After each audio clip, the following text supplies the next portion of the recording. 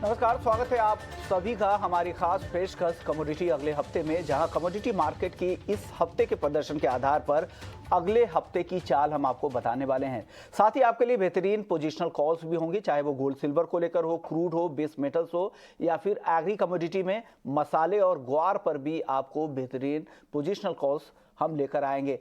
साथ ही किस तरह की तैयारी आपको करनी चाहिए और किस तरह का एक्शन इस हफ्ते रहा, तो चलिए शुरू कर लेते हैं। और सबसे पहले अपने मेहमानों से आपका परिचय करवा दें। हमारे साथ रविंद्र राव हैं कोटक सिक्योरिटीज से, दिनेश सोमानी जी हैं प्रो इंटेलीट्रेड सर्विसेज से, साथ ही भूपेश शर्मा हैं हमारे साथ, टेक्निकल एक्सपर्ट है बीकानेर से। आप तीनों मेहमानों का ईटी नाउ स्वदेश की इस खास पेशकश में स्वागत है।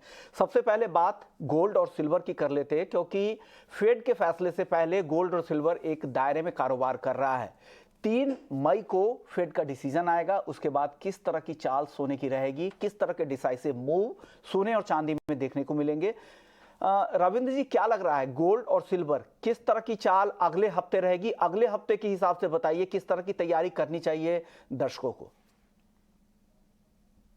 विश्व मोहन जी, मेरे हिसाब से गोल्ड सिल्वर में आई वुड से कि कुछ सेशन से एक थोड़ा सा रेंज बाउंड मूव चल रहा है, मेनली बिकॉज जो यूएस फेड से एक्सपेक्टेशन है कि वो 25 बेसिस पॉइंट का हाइक करेंगे, उस वजह से हमने एक थोड़ा सा दबाव देखा है। लेकिन हमें एक चीज देखनी होगी कि यूएस से जो भी डेटास निकल के आ रहे हैं दैट इज डिसअपॉइंटिंग, और जो कि इंडिकेट कर रहा है कि आगे जाके रिसेशनरी चांसेस बहुत ज्यादा है। और उस वजह से गोल्ड को एक सपोर्ट मिल रहा है, क्योंकि अगर हम पिछला 7 रिसेशन निकाल के देखें तो उसमें से 5 रिसेशन में गोल्ड ने अच्छा परफॉर्म किया है। एक रीजन ये है जिसकी वजह से गोल्ड सपोर्टेड है। दूसरा रीजन ये है कि फेड अभी ज्यादा रेट हाइक नहीं कर सकता, क्योंकि ऑलरेडी जो हम इकोनॉमिक डेटा देख रहे हैं वो that is not helping the economy. Second, जो बैंकिंग क्राइसिस है फिर से थोड़ा सा रीअमर्ज हुआ है, तो उस वजह से जो फेड का जो स्टांस है, आई थिंक और एक रेट हाइक हो सकता है, उसके बाद पॉसिबिलिटी है कि वो पॉज कर दे। पॉवेल का जो स्टेटमेंट है that will be important to see कि वो हॉकिश रहते हैं कि थोड़ा सा उनका डॉविश टोन रहता है।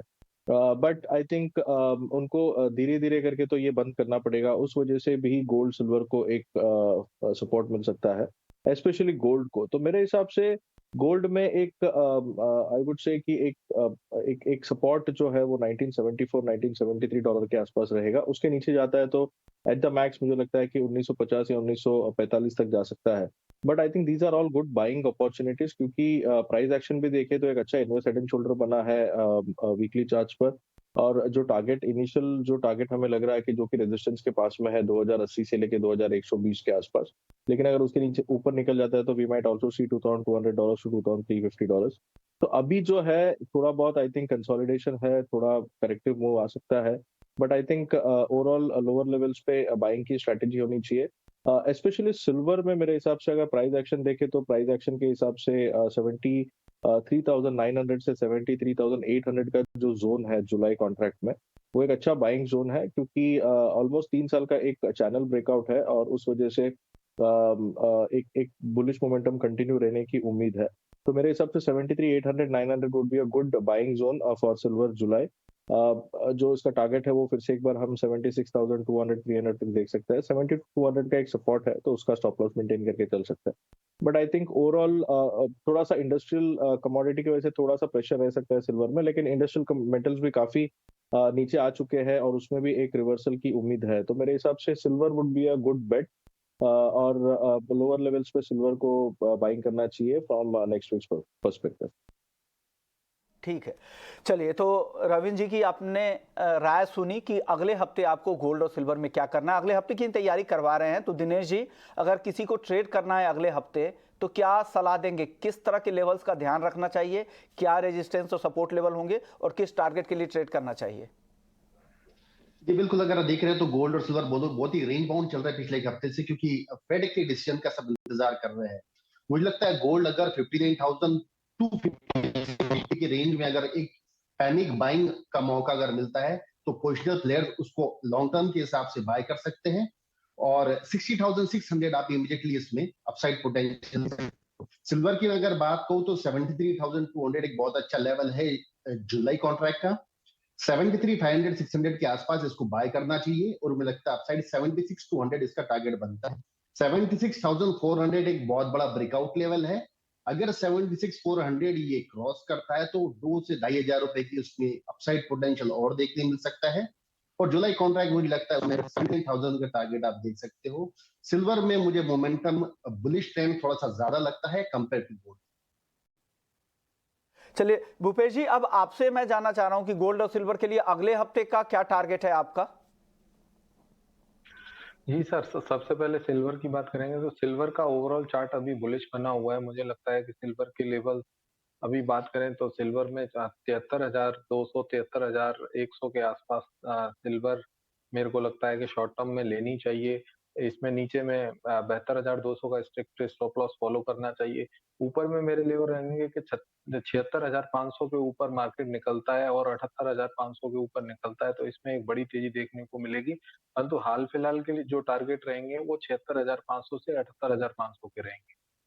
इसी के साथ गोल्ड की बात करें तो गोल्ड में 59,300 और 59,100 के आसपास गोल्ड में लेवल ही करनी चाहिए। वहीं पर इसका स्टॉप लॉस 58,500 का रहेगा। अपसाइड में देखें तो 60,300 और 60,700 के टारगेट आने वाले दिनों में संभावित रहेंगे। चलो कुछ सवाल जवाब भी ले लेते हैं। हमारे साथ पहले दर्शक है किरण है।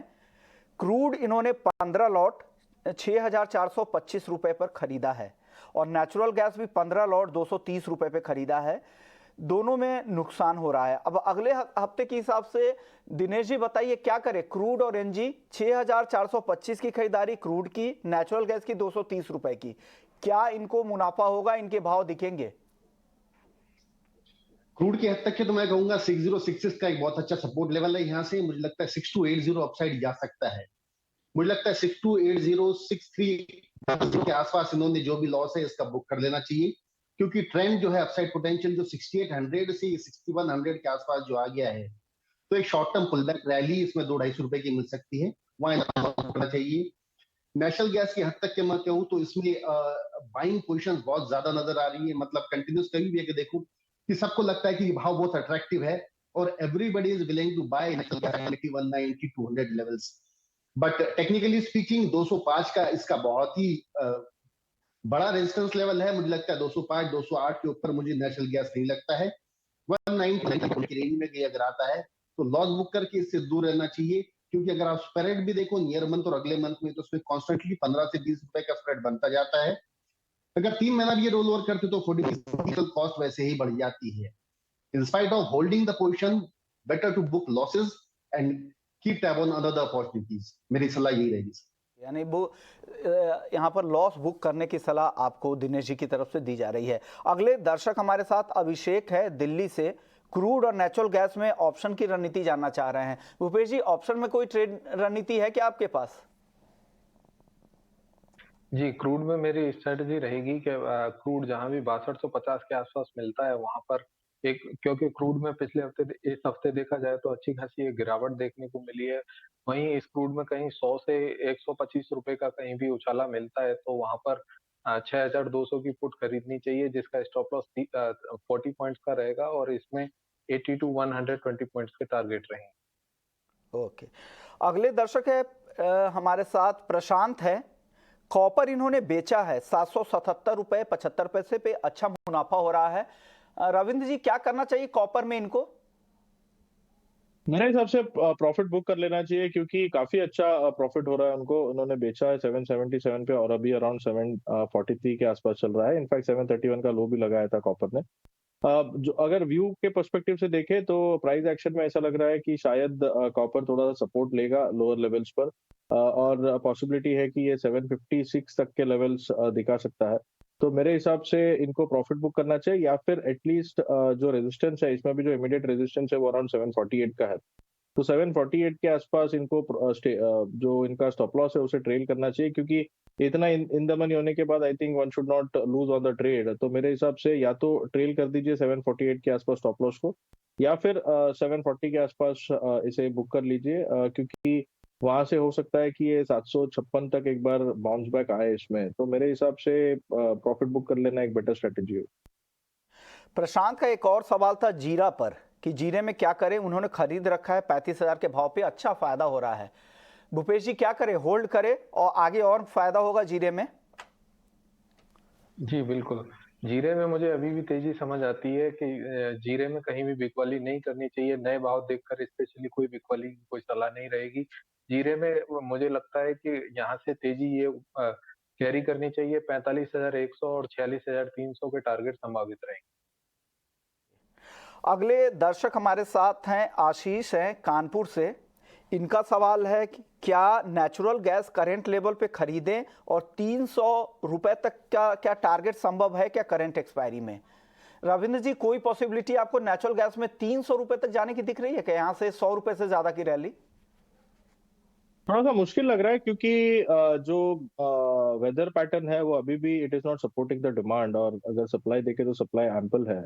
तो मेरे हिसाब से 300 तक जाना तो थोड़ा मुश्किल लगता है, बट ये जो लेवल है वो काफी लुक्रेटिव है क्योंकि 160 जो लो लगाया था उसके बाद हमने एक बुलिश एंगल्फिंग देखा था चार्ट पर, और एक ट्रिपल बॉटम टाइप बना है। तो मेरे हिसाब से जब तक कि 160 होल्ड है, आई थिंक एक अपसाइड बन सकता है इसमें क्योंकि रिस्क रिवॉर्ड काफी अच्छा है। But there are multiple hurdles. मेरे हिसाब से पहला जो हर्डल है वो अराउंड 209 210 के आसपास होगा, उसके बाद 224 225 के आसपास है, उसके बाद 240 है। तो मेरे हिसाब से पॉसिबिलिटी है ऊपर जाने की, क्योंकि अभी समर शुरू होगा तो उसमें डिमांड निकल के आ सकती है। लेकिन मेरे हिसाब से ओवरऑल जो इसका आई वुड से कि जो बायसनेस है वो काफी साइडवेज है, लेकिन आई थिंक बाइंग अपॉर्चुनिटी ढूंढनी चाहिए, लेकिन इतना लंबा टारगेट के लिए वेट नहीं करना चाहिए मेरे हिसाब से।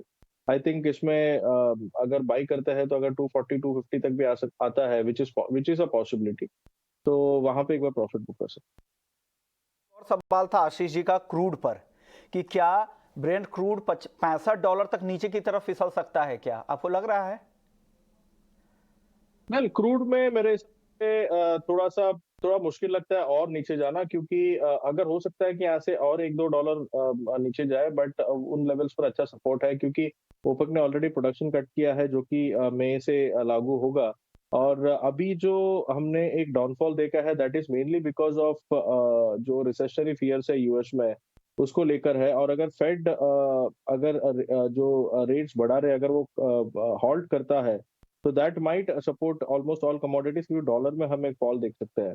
तो मेरे हिसाब से इतना नीचे जाना थोड़ा सा मुश्किल लग रहा है मुझे। यहाँ से हो सकता है कि और $2-3 का एक डाउनफॉल आ सकता है।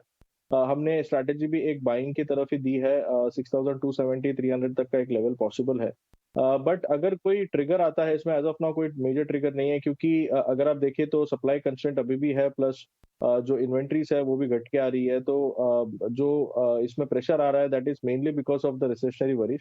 तो मेरे हिसाब से वो फेड का जो स्टैंड है उसके बाद थोड़ा सा क्लियर हो जाएगा, तो तब तक के लिए आई थिंक थोड़ा बहुत दबाव रह सकता है। बट मुझे लगता है कि इतना फॉल आना थोड़ा सा मुश्किल है, और अगर आता भी है तो I think OPEC might again take some steps to stabilise the prices.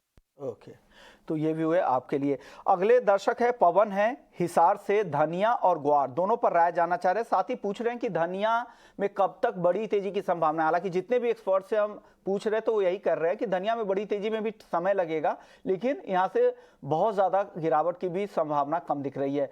क्या लग रहा है दिनेश जी, आपको क्या सलाह देंगे ग्वार में और धनिया में, दोनों ही काउंटर में पवन को क्या सलाह है?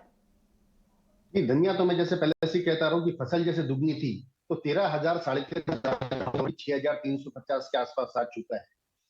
63,500 का धनिया एक बहुत अच्छा बेसिक बॉटम लाइन है। यहाँ पर काफी लोग इच्छुक है कि इसमें स्टॉक करें, अराइवल्स निरंतर है और डीमैट में भी कंटिन्यू लगता है। तो कुछ समय मुझे लगता है कि 6350 6700 ये जो है मार्केट यहाँ स्टेबलाइज होगा। बट अगर लंबी अवधि के लिए अगर रखना चाहते हो तो 63,6400 का धनिया आपको बिल्कुल पैसा देकर जा सकता है। और 2 महीने की बात हो तो मुझे लगता है 7,000 7,200 का लक्ष्य इसमें देखने मिल सकता है।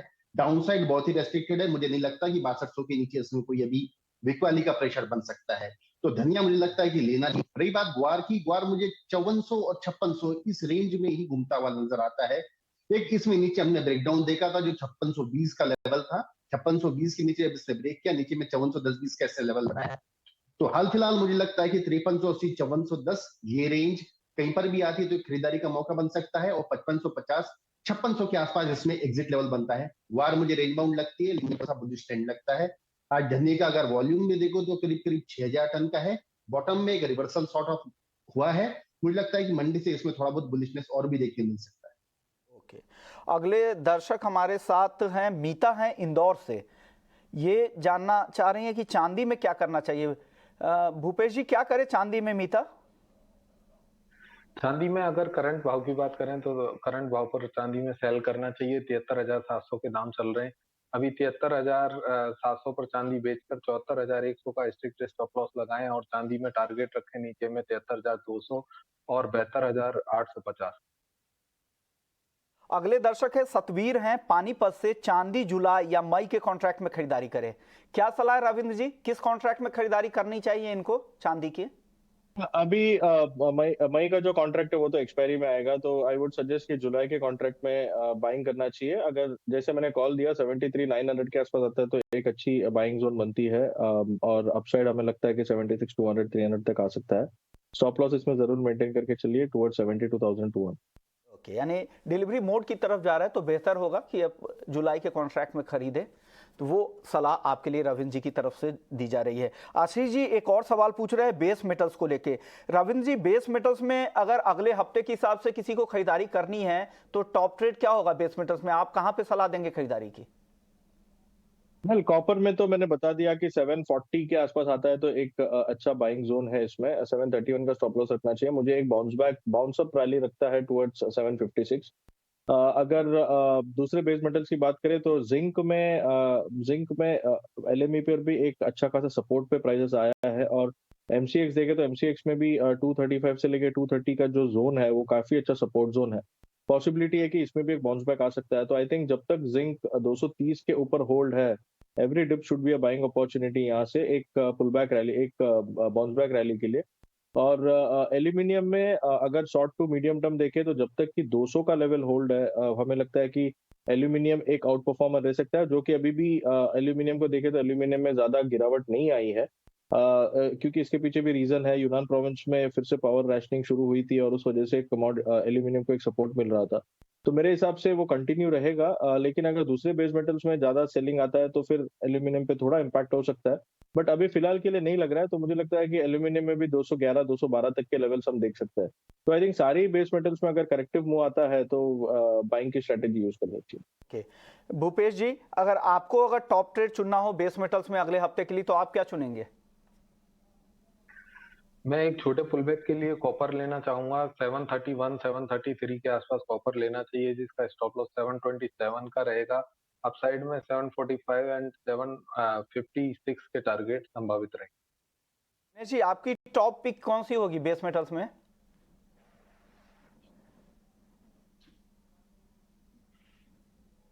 दिनेश जी, आपसे मेरा सवाल था बेस मेटल्स में कौन सी टॉप पिक होगी आपकी? मुझे लगता है 236, अगर ये जो जिंक मैं देख रहा हूँ करीब करीब ऊपर से काफी लेवल से नीचे आ चुका है। 230 लाइन बना है उसमें। 234 235 के आसपास अगर जिंक मिलता है तो मुझे लगता है इसमें खरीदारी की जा सकती है। और एक हफ्ते 10 दिन के हिसाब से इसमें 244 का मुझे टारगेट नजर आ रहा है, तो इसमें स्टॉप लॉस रखना चाहिए। अगले दर्शक हमारे साथ सुमन जैन है गंगानगर से। 59,850 रुपए पर सोना 2 लॉट शॉर्ट किया है। अब जानना चाह रहे हैं कि क्या करना चाहिए भूपेश जी? यहां पर 59,850 रुपए पे शॉर्ट कर रखा है। देखिए, इन्हें स्ट्रिक्ट स्टॉप लॉस मेंटेन करना चाहिए सोने में सबसे पहले 60,050, क्योंकि सोने के ओवरऑल चार्ट के स्ट्रक्चर काफी बुलिश हैं। अभी कोई विशेष मंदी नहीं दिखती है चार्ट पर, इसलिए सबसे पहले तो इन्हें स्ट्रिक्ट स्टॉप लॉस मेंटेन करना चाहिए 60,050 का, और अपने सोने में पोजीशन बना के रखनी चाहिए। नीचे में उम्मीद है कि सोना आने वाले 1 से 2 दिनों में 59,550 59,230 तक के लक्ष्य मिल सकते हैं। अगले दर्शक भी गोल्ड पर ही हैं। नवीन कुमार हैं काकीनाडा से। गोल्ड इन्होंने भी 2 लॉट बाई किया है 59,990 रुपए पे, 60,000 के बेहद करीब। दिनेश जी, क्या करना चाहिए इनको? बने रहें, आगे फायदा होगा? मुझे लगता है आज के हिसाब से अगर इंट्राडे अगर कुछ करते हो तो मुझे लगता है यहाँ पे एक बार निकलना चाहिए, क्योंकि यहाँ से एक डाउनसाइड दिखता है कि बार बार मुझे अराउंड इसमें सेलिंग बन रही है आज। और डाउनसाइड मुझे लगता है कि 59,600 के आसपास ही आना चाहिए। तो अगर ये इंट्राडे प्लेयर है तो मुझे लगता है यहाँ पर उन्होंने लॉस बुक करके नीचे में अपॉर्चुनिटी का वेट करना चाहिए। चांदी पे हर्ष पूछ रहे हैं, हर्ष प्रजापति है झांसी से, कि चांदी यहां से ऊपर जाएगी या नीचे? क्या लग रहा है भूपेश जी आपको चांदी? चांदी का चार्ट भी ओवरऑल इसका बुलिश स्ट्रक्चर बना हुआ है चार्ट में, तो कोई विशेष मंदी नहीं लगती। 72,200 जब तक पोजिशनल लेवल पर चांदी नहीं टूटती तब तक इसमें कोई बड़ी मंदी की नहीं सोचना चाहिए। और इस भाव के ऊपर जब तक मार्केट चल रहा है तो अपसाइड में 75,500 76,500 के लक्ष्य भी देखे जा सकते हैं। पवन हिसार से धनिया और ग्वार में वापस से रविंद्र जी आपसे भी जानना चाह रहे थे, आपका व्यू क्या बन रहा है ग्वार और धनिया पे? गुआर की बात करें तो मेरे हिसाब से गुआर में अगर हम थोड़ा सा short term to medium term देखें तो एक 200 डे मूविंग एवरेज के सपोर्ट पे ट्रेड कर रहा है। पिछले बार भी अराउंड मार्च के आसपास प्राइसेस ने एक सपोर्ट लेके एक 6,000 तक का एक रैली दिखाया था, तो एक डबल बॉटम टाइप सपोर्ट है, प्लस 200 डे मूविंग एवरेज का सपोर्ट है, प्लस एक डोजी बना है। तो पॉसिबिलिटी है कि अगर ये इसमें क्लोजिंग जो है वो अराउंड 5,500 के ऊपर आता है तो फिर से एक बार हम 5,700 5,800 तक का एक बाउंस बैक रैली देख सकते हैं। इसमें वीकनेस जो है वो फर्दर कंटिन्यू होगा only if it sustains below 5350, तो उसका एक स्टॉप लॉस मेंटेन कर सकते हैं इसमें। और धनिया की अगर बात करें तो धनिया में मेरे हिसाब से थोड़ा सा लैकलस्टर मूव है, काफी साइडवेज है। इसका जो ट्रेंड है वो अभी भी नीचे की तरफ है, जब तक कि 6,870 होल्ड है अपसाइड में। आई थिंक जो बायस है वो थोड़ा सा डाउनसाइड रहेगा, बट आई वुड सजेस्ट कि लोअर लेवल पे बाइंग इनिशिएट करना चाहिए, या फिर एक बार 6,870 के ऊपर ब्रेकआउट आता है तो बाई कर सकते हैं, क्योंकि डाइवर्जेंस है चार्ट्स पर। अगर मोमेंटम ऑसिलेटर देखे तो नया लो नहीं बनाया, लेकिन प्राइसेस ने नया लो बनाया, तो आई थिंक एक बाउंस बैक इसमें जरूर आ सकता है। तो आई थिंक जो इसका जो लो है विच इज अराउंड 6,300 के आसपास, उसका स्टॉप लॉस रख के एक बार बाइंग कर सकते हैं फॉर अ टारगेट ऑफ 6,700, जो कि अच्छा 6,800 सॉरी, जो कि काफी अच्छा रेजिस्टेंस है। वहां पे एक बार प्रॉफिट बुक कर लेना चाहिए और उसके ऊपर सस्टेन करने के लिए वेट करना चाहिए। उसके ऊपर सस्टेन करता है तो फिर मेरे हिसाब से जो अपसाइड है वो एक्सटेंड होगा 7,300 के आसपास। चलिए अब जीरे की भी बात कर रहे थे, जीरे में जबरदस्त तेजी दिख रही है। जीरा महीने भर में बात करें तो 23% से ज्यादा की मजबूती दिखा चुका है इस साल, अब तक 40%, और साल भर में 97%, और 3 साल में करीब करीब 210% तक की तेजी जीरे में आ चुकी है। रविंद्र जी क्या लग रहा है, कितनी तेजी की संभावना यहां से और आपको दिख रही है जीरे में? मेरे ख्याल से इसमें जो मोमेंटम है वो थोड़ा सा अभी स्लो डाउन हो रहा है। अगर आप इसका प्राइस एक्शन देखें तो जब भी इसका जो मोमेंटम ऑसिलेटर है वो जब भी 37,000 था, वो उससे भी लो पे चल रहा है। तो आई थिंक इसमें अपसाइड तो आ रही है, बट इसमें अगर सेलिंग आती है, जैसे हमने पिछले बार भी देखा कि जो अप्रैल 13 को उसके बाद जो फॉल आया था फ्रॉम ऑलमोस्ट 42,000 टू 38,500 के आसपास, वो भी एकदम शार्प फॉल था। तो मेरे हिसाब से इसमें अपसाइड अभी थोड़ा सा लिमिटेड है, मुझे नहीं लगता है कि ज्यादा अपसाइड रहेगा इसमें। ऊपर में एक शॉर्टिंग अपॉर्चुनिटी के लिए वेट करना चाहिए। आज का जो गैप अप मूव है वो अभी क्लोजिंग जो है वो करीब एक रेड कैंडल ही हो रहा है, तो पॉसिबिलिटी है कि इसमें एक इवनिंग स्टार भी बन सकता है। तो हमें वेट करना चाहिए इसमें। आई वुड सजेस्ट कि थोड़ा सा वेट करे, आइदर डिप में बाइंग करे टुवर्ड्स 40,000 के आसपास, जो कि इमीडिएट सपोर्ट है, और इसमें जो स्ट्रॉन्ग सपोर्ट है वो 37,600 का है। अगर उसके नीचे जाता है तो इसका ट्रेंड जो है वो फॉल्टर हो जाएगा। अदरवाइज ट्रेंड जो है वो बुलिश है, लेकिन यहाँ पे बाइंग करना थोड़ा सा रिस्की है। I would wait for a dip, और 38,800 38,870 का एक सपोर्ट है, तो उसका स्टॉप लॉस होना चाहिए। और डिप में कहूंगा कि 40,000 के आसपास आता है तो एक बार सोच सकते हैं बाइंग का, बट यहाँ पर बाइंग करना थोड़ा सा रिस्की हो सकता है।